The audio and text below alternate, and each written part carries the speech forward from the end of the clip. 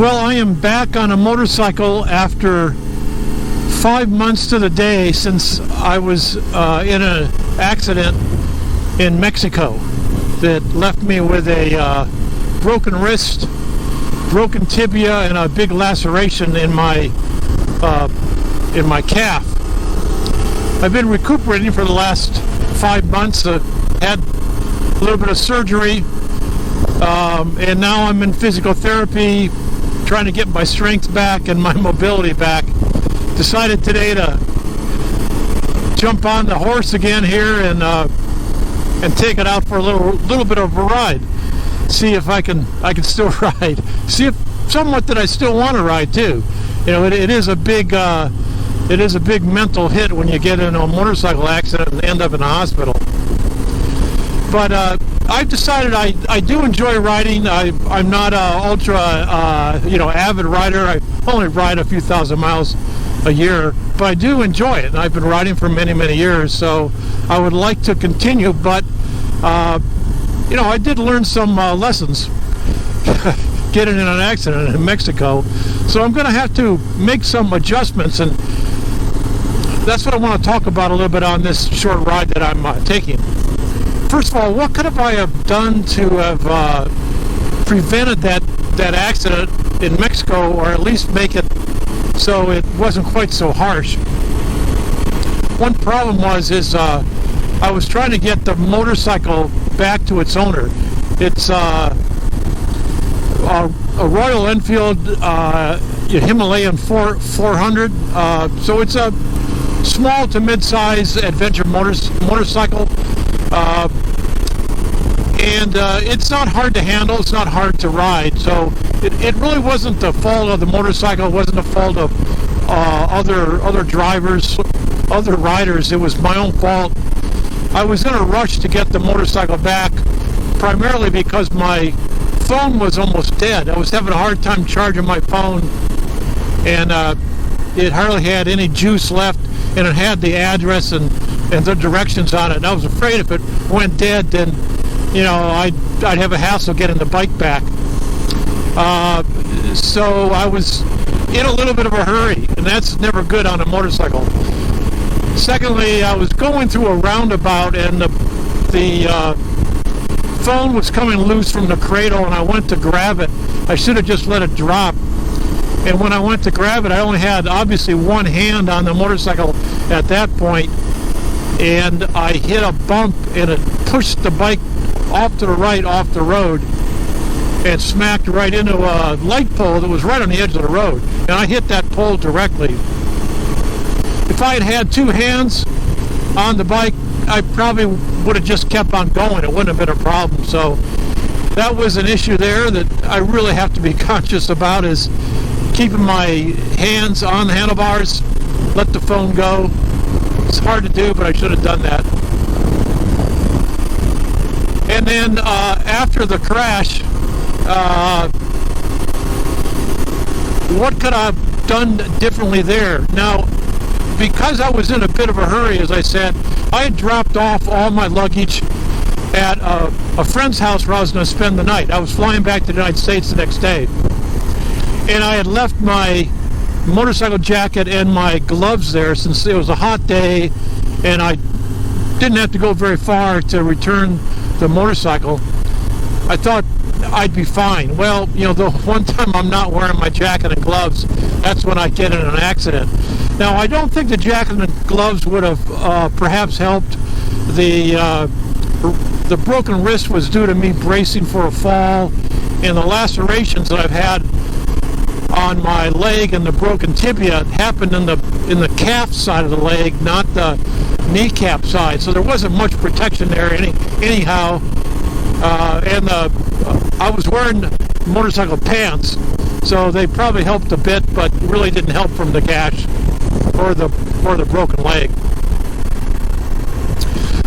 I do think what I'm going to invest in, though, is better leg and knee protection for the lower leg.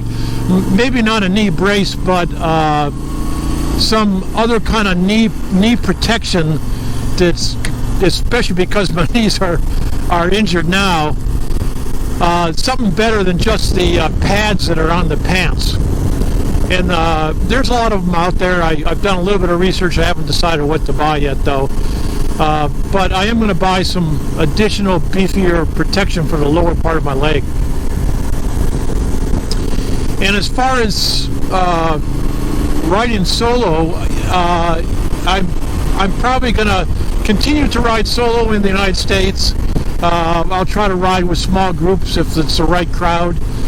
As far as riding outside of the United States, I don't think I'm going to do that again, at least not to the extent that I did. If I had gotten into an accident in a rural part, and I was riding through rural parts, I would have been much more trouble than it was getting in an accident in a large city with a lot of people in hospitals around. So if I do ride outside the country again, it'll probably be on a guided group ride. It's not my favorite thing, but that would be the safest way to go at this point. I am in my 70s too, and I have to realize sometimes that I'm no longer a young man, and it takes stuff a little bit more cautious. Don't necessarily have to give up riding, but I do have to become a lot more cautious than I have been.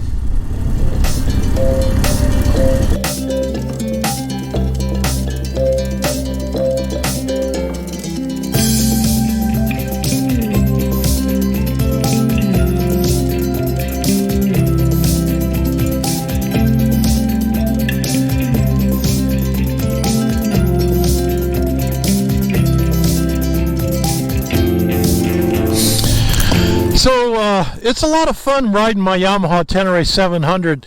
It's a great motorcycle. It is a little bit on the edge for me as far as what I'm able to handle. This bike, if you watch a lot of videos, people really like them, but they ride them way more hard than I do, and much more difficult terrain. When I do go off-road, I'm mostly on forest roads and gravel roads, unless I happen to be in trouble and be on the wrong spot. So I am thinking about selling my Yamaha Tenere 700 and getting a more manageable adventure bike for myself. And obviously that means one that is going to weigh a little bit less, perhaps have a little bit less power, a little bit smaller size. Some of the things I don't care for about the T7 is the weight. You know, it's a little too heavy for me. It's difficult to pick up when it falls down. It's also got a very high center of gravity, which makes it more difficult when you're just going very slow. The bike tends to want to fall over, and that's been a difficult thing for me to adjust to, coming from mostly riding on pavement. And it has a lot more power than I need too. It's got really good torque, which on one hand is really good because I can climb up in second gear, but on the other hand is it's in first gear, it just jumps off. So you have to be really careful taking off in first gear, at least for me.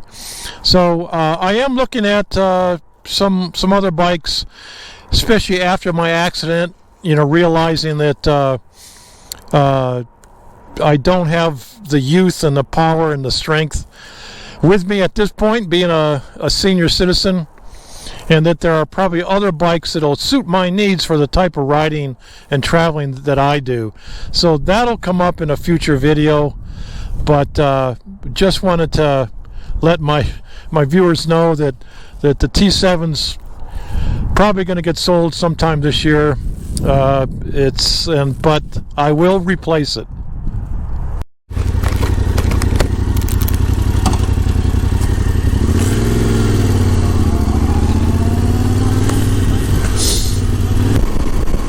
Some of the viewers of my channel were also asking if I had trip insurance, and That's an interesting topic. I'm not going to go into it too much here, but the answer is yes, I did have trip insurance, but not the right kind. So I bought trip insurance when I bought my airline tickets going to Mexico, and though that type of trip insurance really is there to protect you for your flight, you know, whether you lose your luggage or you miss your plane, it gets delayed, that type of thing.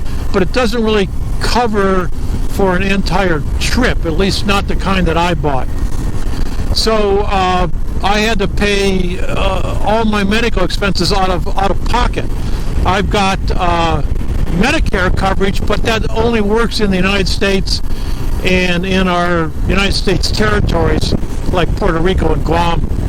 So they don't honor, you know, if you get in an accident or an injury outside of the United States, like in Mexico, and you're under Medicare coverage, it's not going to cover you.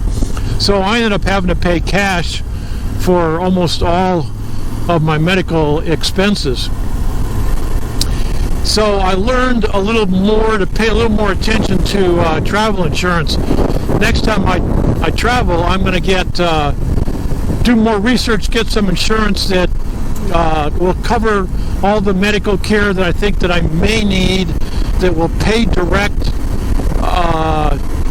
to the hospital or wherever medical facility, so I don't have to pay it out of pocket.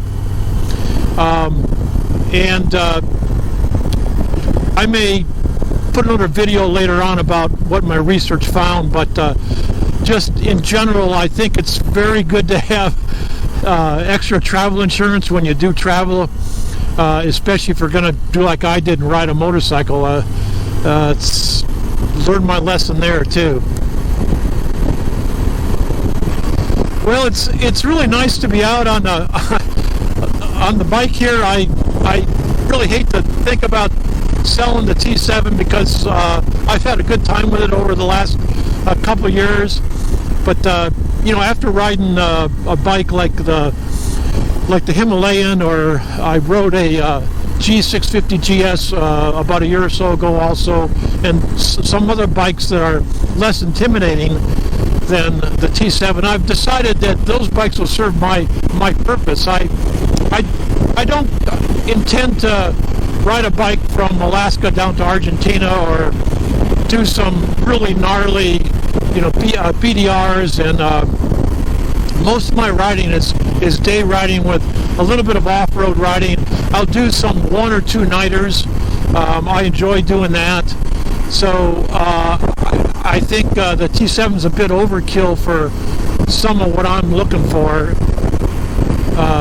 But it is a good bike. It is a great bike. A lot of folks really have praise for it, as I do too.